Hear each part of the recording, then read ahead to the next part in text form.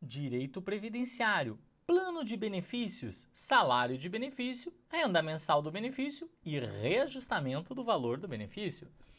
Olá, amados alunos e amadas alunas, sejam todos muito bem-vindos à nossa aula de Direito Previdenciário. Vamos agora falar do cálculo do benefício, que é uma matéria tão complexa, que ela acaba se tornando simples na hora das perguntas pelos exames de concurso. Vamos lá? Então, acompanhe aqui comigo, né? Como é que funciona o cálculo de uma prestação? Olha, a ideia é basicamente essa. O professor vai fazer um desenho aqui só para você entender como é que funciona, tá? Esse aqui é o trabalhador, tá? O trabalhador está trabalhando e está muito feliz, tá? Que está trabalhando. E ele vai contribuir com a Seguridade Social, tá? Essa é a sua contribuição para o sistema. E essa contribuição, ela vai se reverter para ele no momento em que ele for se aposentar. Quando ele estiver lá bem velhinho, tá? Deixa eu desenhar um rostinho maior aqui. Quando ele estiver ali bem velhinho, que ele já está bem, ó, tem até uma bengalinha aqui, ele vai receber uma aposentadoria, tá? Que vai manter a aposentadoria dele. Então, o cálculo do benefício utiliza por base as contribuições do próprio trabalhador para se chegar no cálculo do benefício. Mas a lógica funciona do seguinte modo: das contribuições da pessoa durante a vida, a gente vai ter como base o chamado salário de contribuição, tá? E o salário de contribuição, como nós já vimos, é uma parte da remuneração do sujeito. Então, essa pessoa ela tem uma remuneração, tá? Vou colocar um R aqui de remuneração. O salário de contribuição é só uma parte dessa remuneração, é uma parcela. Lembrando que o salário de contribuição, ele tem um limite mínimo aqui, tá? Que é essa linha de baixo, que é o salário mínimo, não pode ser inferior ao salário mínimo, em hipótese alguma. E também o salário de contribuição, ele tem um teto, tá? Que é chamado de limite máximo, que é o teto do regime geral da Previdência Social, tá? Todos os salários de contribuição da pessoa durante a vida dela, né, basicamente isso, né, todos os salários de contribuição serão reajustados pelo INPC e entrarão num cálculo que a gente chama de cálculo de salário de benefício. Então, todas as contribuições são reajustadas pelo INPC e é formado um valor base que se tem, que se chama salário de benefício. Tá? O salário de benefício, o que que é? É um cálculo feito com base nos salários de contribuição de todo o período contributivo da pessoa. Todos os salários de contribuição reajustados pelo INPC. O salário de benefício, ele também tem um salário mínimo, tá? Tem um limite mínimo, perdão, que é o mesmo limite mínimo do salário de contribuição, que é o salário mínimo. E também o salário de benefício tem um teto, que é o mesmo teto do salário de contribuição, por isso que eu puxei essa linha, que é chamado de teto do regime geral. Eu já vi um concurso que ele falou assim uma vez, alternativa, o limite máximo do salário de contribuição é o limite máximo do salário de benefício, está certo? E também já vi outra que dizia assim, o teto do regime geral da Previdência Social é o limite máximo do salário de benefício, está certo? Está corretíssimo. Esse é o teto da Previdência Social. Tanto o limite máximo do salário de contribuição quanto o salário de benefício, tá? Mas o salário de benefício, ele não é aquilo que o aposentado vai receber. O que o aposentado vai receber é uma parte desse salário de benefício. Qual parte? É uma parte que a gente chama de renda mensal, tá? Renda mensal. Renda mensal é o que o aposentado vai, digamos, receber no banco. Então, renda mensal é o dinheirinho que ele vai sacar no banco e vai ficar feliz com esse dinheirinho. Pelo menos essa é a ideia. Por que você colocou a renda mensal um pouquinho abaixo, professor? Então, ela é um pouco abaixo porque na média ela é abaixo, tá? Mas ela pode, né? Ela pode bater no teto. Ela só não vai bater no teto em duas hipóteses, tá? Só que desenho estranho é esse. É porque tem duas situações em que a renda mensal inicial vai sair do teto. Ou seja, vai passar o teto. Quais são essas duas hipóteses em que a aposentadoria, o benefício, vai passar o teto? É no caso da aposentadoria, tá? Por incapacidade permanente, a antiga aposentadoria por invalidez. Ela pode passar o teto quando a pessoa precisar de um acompanhamento de outra pessoa, tá? Como assim, professor? Precisar de um acompanhante? Isso mesmo. às vezes o aposentado por invalidez, ele possui uma chamada grande invalidez, que é quando a pessoa está tão inválida que ela não pode exercer os atos da vida diária. E aí, nesse caso, ele tem direito a uma majoração de 25% que pode passar o teto. Diz que pode, não diz que vai, tá? Então, dependendo do cálculo do benefício, pode passar o teto. Então, nesse caso, fura-se o teto aqui.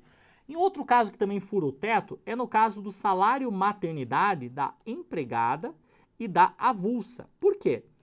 Porque a empregada e a avulsa, elas vão receber o valor da sua remuneração. Então, se ela ganha 10 mil no emprego dela, o salário maternidade será de 10 mil. E aí vai passar o teto.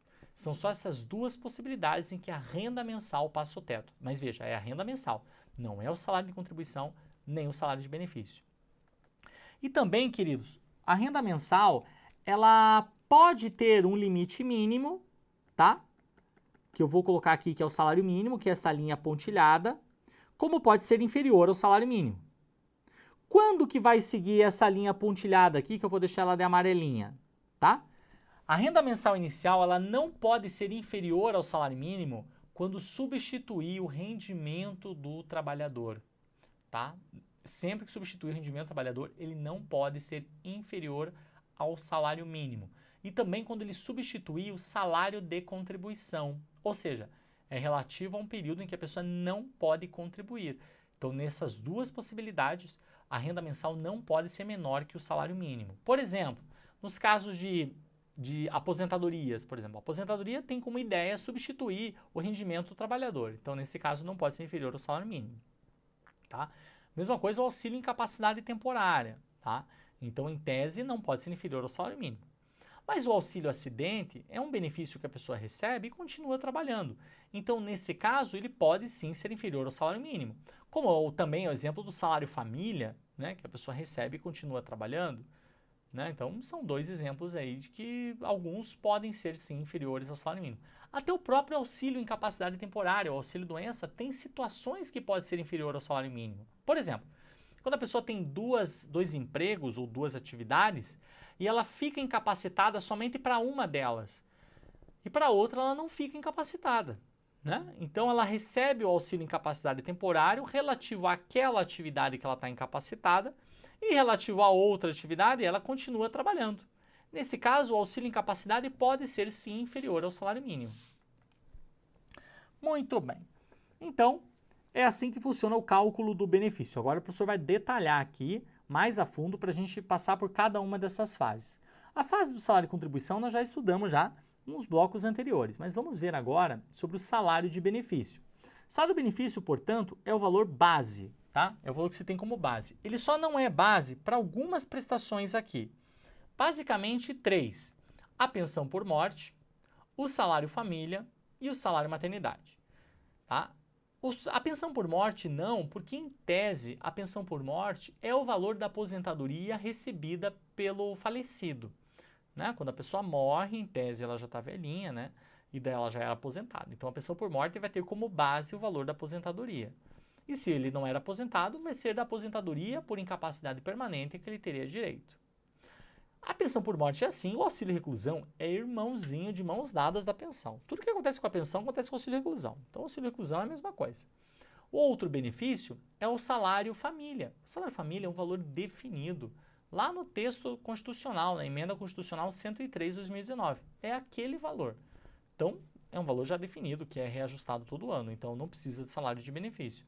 E também o salário maternidade, que normalmente é a remuneração da segurada empregada ou da doméstica, né? No caso da doméstica, o último anotado na carteira de trabalho, ou da trabalhadora avulsa. Tá? Das demais seguradas é feito um outro cálculo ali. Mas o salário maternidade não tem como base o salário de benefício, tá bom?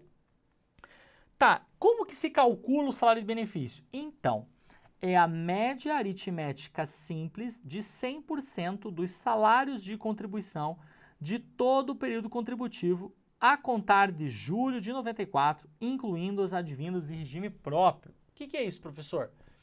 Todas as contribuições, todos os salários de contribuição desde julho de 94 são reajustados pelo INPC e é feita uma média aritmética simples de todos esses salários de contribuição. O que é uma média aritmética simples? soma-se todas essas contribuições e divide-se pelo número total de contribuições. Então, se a pessoa tem, digamos, 300 contribuições, soma-se essas 300 contribuições reajustadas pelo INPC, tá? E divide por 300. Isso é uma média aritmética simples. Pessoal, o que é essa advindas de regime próprio? É que às vezes a pessoa ela trabalhou, né, para o poder público e contribuiu para o regime próprio daquele poder público. E aí ela quer se aposentar hoje no regime geral. Então, todo aquele período contributivo lá no regime próprio, ela traz para o regime geral. E aqueles salários de contribuição serão utilizadas para o cálculo da aposentadoria dela no regime geral. Tá? Essa é a ideia. Muito bem, alguns conceitos básicos. Existe uma coisa chamada período básico de cálculo e outra chamada período contributivo. O que é isso, professor? São dois termos que o decreto utiliza. O período básico de cálculo é o período utilizado para o cálculo do benefício. Período contributivo é o período em que a pessoa contribuiu. Então, a gente já sabe que o período básico de cálculo é o período de julho de 94 até hoje. Significa que se esse trabalhador contribuiu, digamos, no teto, lá nos anos 80, no início dos anos 90, aquele período contributivo não entrará no período básico de cálculo. O professor está dizendo, então, que a pessoa vai ser prejudicada? Então, não é que ela vai ser prejudicada, mas é que aquele período não será computado na hora de calcular o valor do benefício. Ele vai ser computado para questões de carência, de tempo de contribuição, tudo isso vai ser computado. Mas na hora de calcular a renda mensal, não. Só se considera a partir do plano real, que é julho de 94. Tá bom? Então essa é a ideia. Esse é o período básico de cálculo. O período contributivo é todo o período que a pessoa contribuiu. Lembrando que o período contributivo anterior a julho de 94, ele não é considerado, tá? No cálculo do salário de benefício. A Emenda Constitucional 103/2019, ela autoriza a exclusão de contribuições do período contributivo, desde que seja mais vantajoso para o trabalhador. Como assim? Como eu disse para você, o cálculo do salário de benefício é 100%, tá? É a média aritmética simples de 100% de todo o período contributivo desde julho de 94. Ou seja, 100% de tudo é feito uma média aritmética simples. Pois bem, mas pode ser que nesses 100% tenha ali umas 5, 10, 30 contribuições que seja um valor muito baixo e que se a gente excluir essas contribuições, o valor do benefício fique alto. Então imagine que a pessoa, por exemplo, tenha 300 contribuições de julho de 94 até hoje. E dessas 300, umas 250 estão no teto e 50 estejam no salário mínimo. Se fizer uma média aritmética simples, a média vai ser mais baixa. Mas se você excluir aquelas que estão no salário mínimo, a média vai ficar no teto. Isso pode? Pode sim. A emenda constitucional autoriza. Mas atenção, e aí vem um ponto importante. Caso se exclua do período contributivo algum salário de contribuição no cálculo, esse salário de contribuição ele deve ser excluído para todos os fins. Como assim? Ele deve ser excluído do cálculo, ele deve ser excluído do tempo de contribuição, ele deve ser excluído da carência, ele deve ser excluído da qualidade de segurado, de tudo. É como se aquelas contribuições não existissem. Se excluir aqueles períodos e a pessoa ainda tiver o direito ao benefício, não tem problema, o benefício será concedido. Mas se a pessoa vier a perder o direito ao benefício excluindo aquelas 50 contribuições, então é melhor que deixe elas do jeito que estão, tá? Exclui só aquelas que forem possíveis e o benefício será concedido. Professor, essa exclusão pode acontecer em qualquer benefício, exceto o auxílio incapacidade temporária e na aposentadoria por incapacidade permanente, que são benefícios, digamos, precários, que podem ser cortados a qualquer momento. Mas nas aposentadorias e na pensão por morte, sim, pode ser excluído. Tá? Muito bem. Caso não haja salário de contribuição no período que o empregado estava trabalhando, ou empregado doméstico, ou trabalhador avulso, utiliza-se o valor do salário mínimo no período contributivo. A Previdência ela utiliza os salários de contribuição existentes no CNIS, mas se a empresa ou empregador doméstico esqueceu de informar qual era o valor do salário de contribuição daquele trabalhador, o INSS vai computar o valor do salário mínimo. Tá? Muito bem. Também pode ser computado o auxílio acidente. A pessoa ela muitas vezes ela recebeu o auxílio-acidente durante a vida e agora ela está se aposentando. E aquele valor do auxílio-acidente, ele será considerado como salário de contribuição e será somado aos salários de contribuição das atividades em que a pessoa exercia. Considera-se no período básico de cálculo o benefício por incapacidade, tá? Aqui entenda-se auxílio incapacidade temporária ou aposentadoria por incapacidade permanente, desde que entre períodos de atividade e com o valor do seu próprio salário de benefício. Então, assim, se a pessoa trabalhou numa empresa, né, estava lá trabalhando, e aí entrou em benefício por incapacidade e depois retornou para a empresa ou retornou com uma outra atividade, esse período de benefício por incapacidade que ela recebeu será computado no cálculo do benefício. Será considerado como salário de contribuição o salário de benefício desse benefício por incapacidade. Lembrando que esse benefício por incapacidade precisa estar entre períodos de atividade, ou seja, entre períodos contributivos. Muito bem. No caso do segurado especial, o salário-benefício será no salário mínimo, tá? Da mesma forma, o empregado doméstico, em que não tem a contribuição, que às vezes acontece, né? O empregador doméstico nunca fez nenhuma contribuição para o empregado doméstico, né? Ele não pode ser prejudicado, então será considerado no salário mínimo, o salário de benefício, tal qual o segurado especial. Tá? E também aqueles que optam pelo sistema especial de previdência social, que recolhem lá na alíquota de 11% ou 5%, o salário de contribuição será no valor do salário mínimo e a média do salário de benefício pode dar sim no valor do salário mínimo. Pode acontecer também da média aritmética exceder o limite máximo. Tá? Como assim? Eu falei para você que o salário de benefício é a média de todo o período contributivo desde julho de 94. A média aritmética simples de, em tese, 100% do salário de contribuição. Né? Isso tudo é feito à média e aí a gente chega no salário de benefício, que não pode ser inferior ao salário mínimo, nem pode ser superior ao teto. Mas se a média passar do teto, e pode ser que isso aconteça, da média passar do teto, vai acontecer o seguinte, o percentual que passar do teto, vamos imaginar que passa do teto em 5%, a média. O salário de benefício ainda continuará no teto, tá? Ele não pode passar no teto. Mas aquele percentual de 5%, ele será utilizado no primeiro reajuste do benefício. Ele será, ou melhor, acrescido ao primeiro reajuste do benefício. Ou seja, é feito aquele salário de benefício, bate no teto, aí é calculada a renda mensal inicial, e aí, depois de todo o mês de janeiro, normalmente, ocorre o reajuste do salário mínimo e aí será reajustado o valor do benefício. Quando for reajustado, vai ser aplicado o índice do INPC.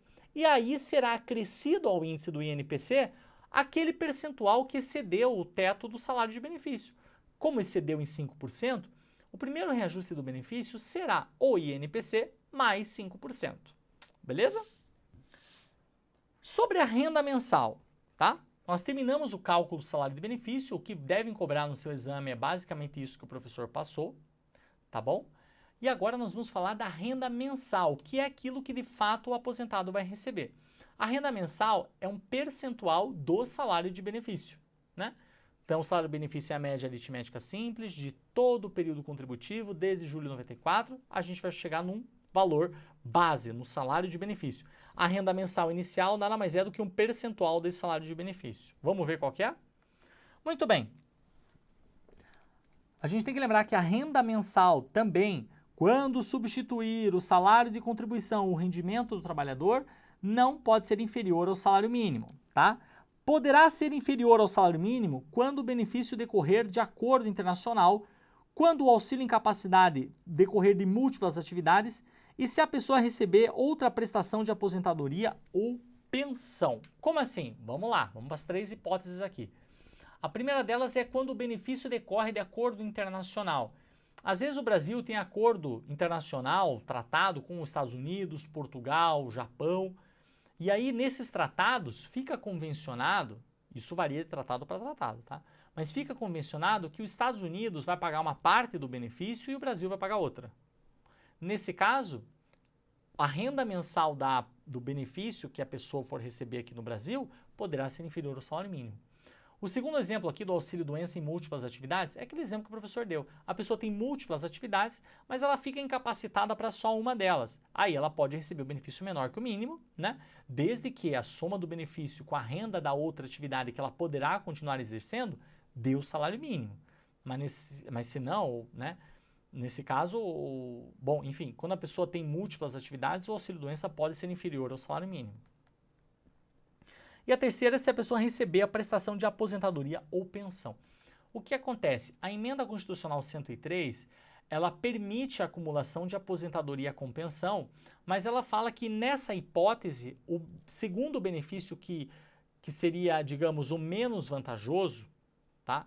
O mais vantajoso a pessoa recebe na integralidade. E o outro, que não é tão vantajoso, ele pode ter um valor reduzido, tá? A gente vai estudar isso quando falar em cumulação de benefício. Então, nessa hipótese, pode ser que o segundo benefício, que é uma aposentadoria ou uma pensão, eles sejam inferiores ao salário mínimo, tá? Quando eles já estiverem acumulados com uma aposentadoria está acumulada com uma pensão, ou uma pensão com uma aposentadoria, alguma coisa nesse sentido. Muito bem. A renda mensal também não pode passar o teto, né, o limite máximo, salvo o salário maternidade da empregada e da avulsa, e a aposentadoria por incapacidade permanente do aposentado que precisa de uma acompanhante ou acompanhamento permanente de outra pessoa. A renda mensal inicial é do seguinte modo, eu sei que esse aqui tem que dar uma decorada, tá? O professor vai facilitar ao máximo aqui, mas esse é um percentual que as bancas gostam de perguntar. Acompanhe aqui comigo, ó. O auxílio incapacidade temporária, que é o antigo auxílio-doença, ele é 91% do salário de benefício, essa alíquota dele, tá?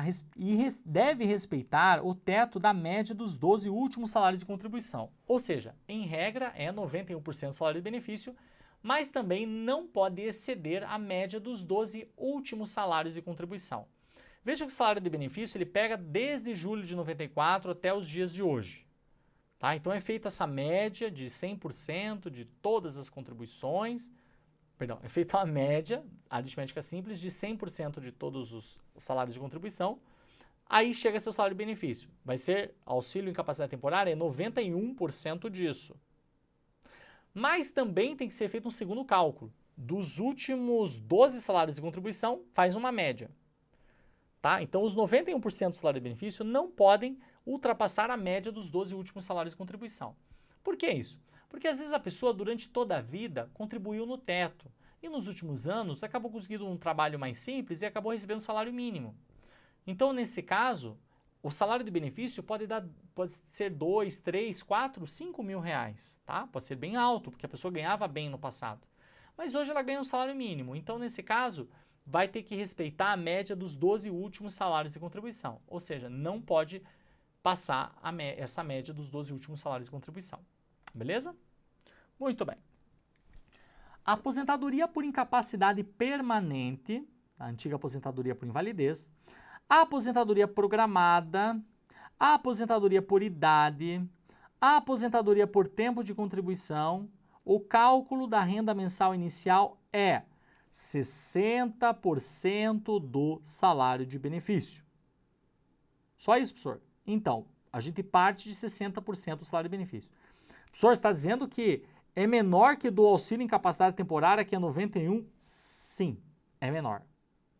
Só que esses 60% do salário de benefício, eles serão acrescidos de 2 pontos percentuais para cada ano que exceder 15 anos de tempo de contribuição da mulher e 20 anos de tempo de contribuição aos homens. Como assim? Nessas espécies, inicia-se a renda mensal inicial com 60% do salário de benefício. Mas, para o homem que tiver 20 anos de tempo de contribuição e para a mulher que tiver 15 anos de tempo de contribuição, até 15 anos para a mulher, até 20 anos para o homem, será 60%. Agora, para cada ano que exceder o tempo de contribuição mínimo para o homem e para a mulher, para cada ano, vai aumentar 2 pontos percentuais. Como assim? Eu falei para você que o tempo mínimo do homem é 20 anos. Se ele tiver 21 anos, será 62%.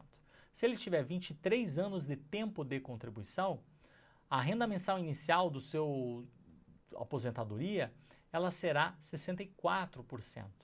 E assim vai. Mesma coisa para a mulher.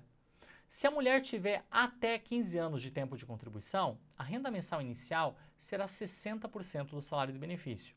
Mas se ela tiver 16 anos de tempo de contribuição, a renda mensal inicial dela será 62%. Se ela tiver 17 anos de tempo de contribuição, será 64%. De modo que esses benefícios eles serão 100% do salário de benefício quando o homem tiver 40 anos de tempo de contribuição e a mulher 35 anos de tempo de contribuição. Isso tanto para aposentadoria por incapacidade permanente, quanto para programada, quanto por idade, quanto por tempo de contribuição. Tá bom? Qualquer uma desses casos, o cálculo ocorrerá deste modo. Beleza? Essa é a regra padrão dos cálculos das aposentadorias hoje em dia. Lembrando que a aposentadoria por incapacidade permanente, quando ela decorrer de acidentes de trabalho, será 100% do salário de benefício, e aí não importa o tempo de contribuição. No caso das pessoas com deficiência, tá? O aposentado por deficiência, que é aposentar por idade, o cálculo dele será 70% do salário de benefício, acrescido de 1% a cada grupo de 12 contribuições. E no caso do deficiente se aposentar por tempo de contribuição, o valor do benefício será 100% do salário de benefício multiplicado pelo fator previdenciário. Pessoal, o fator previdenciário foi extinto? Não, ele não foi extinto, tá? Por incrível que pareça, não. Ele continua a ser aplicado segundo a lei complementar 142 de 2013, que é a lei que estabelece a aposentadoria da pessoa com deficiência. Tá? Então, a pessoa com deficiência continuará se aposentando por idade ou tempo de contribuição, eles não passaram pela reforma da Previdência, né? E nesse caso o cálculo será deste modo. O auxílio acidente, a renda mensal inicial é 50% do auxílio incapacidade que lhe deu origem. Então, normalmente, o auxílio acidente é precedido de um auxílio incapacidade temporário. Então, ele vai ser 50% do valor do salário de benefício do auxílio incapacidade temporário. A aposentadoria especial, ela segue igual, uma regra bem parecida com a aposentadoria programada e por idade e tempo de contribuição, que é basicamente o seguinte: 60% do salário de benefício, acrescido de 2 pontos percentuais. Bem parecido. Só que nesse caso, haverá o acréscimo de 2 pontos percentuais quando, para cada ano de tempo de contribuição que exceder os 15 anos para a mulher, tá? Ou também quando a pessoa tiver direito a aposentar com aquele agente nocivo que aposenta com 15 anos de tempo especial. Porque a aposentadoria especial, ela pode ser concedida com 15 anos de exposição a agente nocivo, dependendo do agente nocivo, ou 20 anos, ou 25 anos. A gente vai estudar isso mais para frente. Mas é bom você saber que são 15, 20 ou 25, conforme a gravidade do agente nocivo. Então, se a pessoa, tanto homem quanto mulher, aposentar com essa aposentadoria especial, que dá direito à aposentadoria com 15 anos de exposição, cada ano que exceder o tempo mínimo será aplicável àquilo que exceder os 15 anos. Mas nos outros casos, seja aposentadoria especial com 20 ou 25 anos, o percentual de 2 pontos será acrescido quando exceder a 20 anos de tempo de contribuição. Tá? Então, é exatamente assim. Então, a aposentadoria especial é 15 anos para as mulheres, 20 anos para os homens. Guarde assim que tá bom. Igual a regra geral. Só que com o diferencial de que se o homem trabalhar com aquele agente nocivo que aposenta com 15 anos, aí o ano que exceder o tempo de contribuição será o ano que exceder aos 15 anos, porque esse era o tempo mínimo para ele se aposentar. Muito bem. E no tocante à renda mensal atualizada, tá? Porque a gente viu agora a renda mensal inicial, né? Que é a renda mensal no início do benefício. E quando ocorre a atualização? A atualização do benefício acontece todo ano, na mesma data de reajuste do salário mínimo, e o índice aplicável é o INPC, tá bom? Essa é a regra. Então, na mesma data que reajusta o salário mínimo, todo ano, é utilizado o INPC, que é o índice para manter o valor real. Lembrando que o reajuste sempre limita-se ao teto e ao limite mínimo. Como assim? O reajuste não pode fazer com que haja uma defasagem menor que o salário mínimo, em hipótese alguma. E também o reajuste não pode exceder o teto. E lembre que o primeiro reajuste ele é diferenciado. Como assim ele é diferenciado? Porque o INPC é aplicado anualmente. Então, o primeiro reajuste ele é chamado de reajuste pro rata. Por quê? Porque ele é proporcional. Por exemplo, imagine alguém foi aposentado em janeiro de 2019, né, o fulano, e o Beltrano foi aposentado em julho de 2019. O próximo reajuste foi em janeiro de 2020. Esse reajuste não pode ser igual para os dois benefícios. Por quê? Porque o benefício de janeiro teve mais defasagem salarial que o de julho. Então, o de julho vai ser proporcional e o de janeiro vai ser maior, tá? Então, só o primeiro reajuste é proporcional. Os seguintes não são mais. Por quê? Porque os seguintes são reajustados aplicando o INPC do ano inteiro e todo o benefício é reajustado pelo ano inteiro. Beleza? Então, meus amados e amadas, vamos ficando por aqui. Ah, não, tem mais uma questãozinha aqui. Pô, professor, já está querendo vazar. Não, vamos resolver uma questãozinha aqui, ó. Auditor Fiscal de Trabalho 2013. Em relação aos princípios e diretrizes da Previdência Social no Brasil, julgue os seguintes itens. Vamos lá. Para o cálculo dos valores dos benefícios previdenciários, são considerados os salários de contribuição, sendo, no caso da aposentadoria especial, contabilizados os 36 últimos salários, corrigidos monetariamente. Gente, isso aqui está errado. Por quê?